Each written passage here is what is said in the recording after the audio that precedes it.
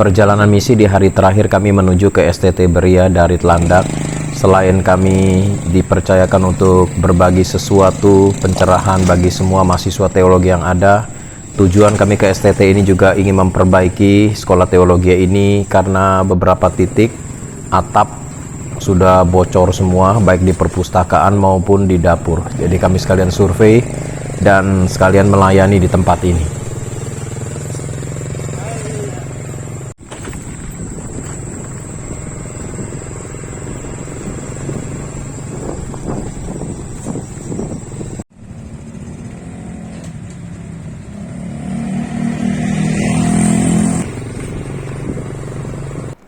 Tiba di lokasi, kami ngobrol-ngobrol dengan para rektor dan dosen yang ada tentang arti pelayanan, berbagi pengalaman apa yang kami lakukan tim YKATB untuk keliling seluruh Indonesia dan memberikan masukan-masukan bagi STT di tempat ini.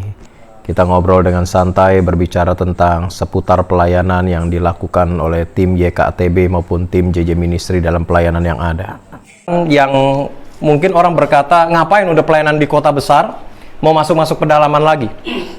Kemarin kita dari Meranti, ya, dan nanti ada misi terbesar kami 15 November. Saya akan bergerak ke suku Tautawana. Mereka belum mengenal Injil. Di situ kesempatan kita untuk memberitakan firman Tuhan. Dan ini misi terbesar karena kemarin saya sudah kirimkan barang melalui kapal laut sebanyak 3,1 ton. Terdiri dari Alkitab, makanan, susu, obat-obatan, baju baru dan baju layak pakai. Ya, ini kesempatan untuk kita menginjili suku-suku di sana karena mereka masih animisme dan dinamisme. Ya, jalan kakinya nggak cukup dekat lah. Jalan kaki katanya 4 hari 4 malam. Sekolah Alkitab, saya katakan, ingat baik-baik tujuan Anda, panggilan Anda. Anda sekolah Alkitab itu bukan sekedar ikut-ikutan. Ya, bukan karena paksaan, tetapi sungguh-sungguh dari dasar hati Anda yang terdalam untuk melayani di ladangnya Tuhan. Amin, saudara. Amin. Di sini nggak semua dari Kalimantan kan? Berbagai daerah, Pak ya. Berbagai daerah. Nah, ini luar biasa. Ada mungkin karena pelarian, tapi percayalah segala sesuatu dalam hidup ini tidak satupun perkara yang kebetulan. Jadi kalau saudara ada di tempat ini, percaya Tuhan panggil Anda menjadi alatnya Tuhan. Nah, nanti setelah lulus, adik-adik yang saya kasihi, ingat baik-baik amanat agung Tuhan Yesus. Ya, itu harus saudara lakukan. Kalau jadi hamba Tuhan hanya motivasi untuk Anda dapat berkat, lupakan itu. Baik, amanat agung itu 3 hal yang harus kita lakukan. Yang pertama, Anda harus punya passion. Passion itu gairah hidup Anda, menjadi habit kehidupan Anda sehari-hari. Ya, jadi ketika Anda sudah menjadi pribadi, Anda punya passion untuk amanat agung, dimanapun, kapanpun, ada kesempatan apapun, situasi apapun, Anda punya kerinduan untuk memberitakan Injil. Itu tujuan kita, goal kita, target kita. Apalagi melihat orang-orang yang belum mengenal Tuhan. Nah, itu strategi kita. Harus jadi passion, adik-adik. Ketika Anda lulus, Anda harus punya target-target yang harus Anda lakukan. Nah, kalau Anda sudah jadi punya passion dalam hidup ini, dimanapun saya katakan, saya kalau di Jakarta ada kesempatan, kalau saya lagi malas nyetir, saya naik Grab, saya ajak ngobrol. Beritakan firman, ya. Ada kesempatan, sampaikan siapa itu Yesus Kristus. Karena goal kehidupan kita, Tuhan ketika panggil kita pulang, dia tidak tanya gelar jabatan kita.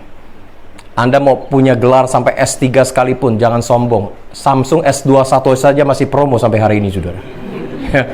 Jadi jangan sombong. Dia nggak tanya gelar Anda, tapi dia akan tanya ketika kita pulang, berapa jiwa yang kau menangkan selama kau hidup. Itu yang paling penting dalam hidup ini.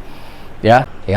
Nah, ketika Anda sudah menjadi passion dalam hidup ini, selanjutnya, Anda ini harus ada komitmen.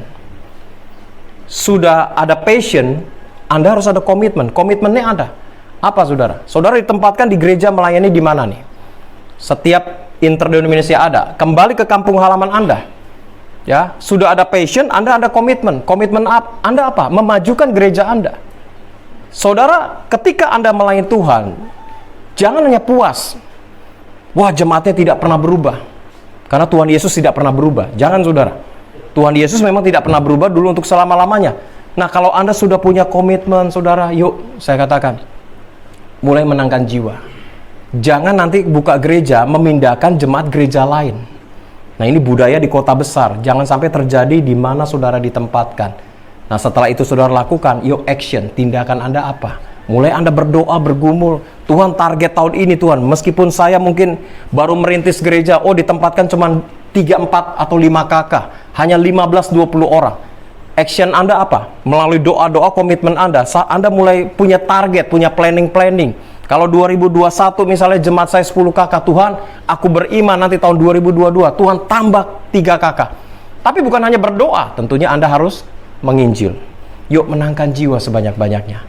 Nah, adik-adik, saya bersyukur seusia kalian ini sekalian punya hati di ladang misi. Ya, ini satu panggilan yang luar biasa. Sekali lagi, sekolah Alkitab itu bukan buat main-main. Ya, saya juga lulusan sekolah STT di Jakarta. Ya, tapi panggilan saya akhirnya hari ini di ladang misi. Dan saya bersyukur dengan tim yang ada. Ini kondisi STT Baria yang akan kami renovasi. Atapnya semua nanti akan kami ganti dengan atap seng semua, tidak memakai kayu lagi.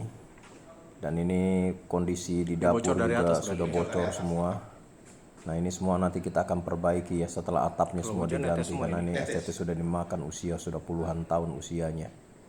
Di perpustakaan juga kami perhatikan buku-buku sementara harus diamankan karena kalau hujan ini bocor semua.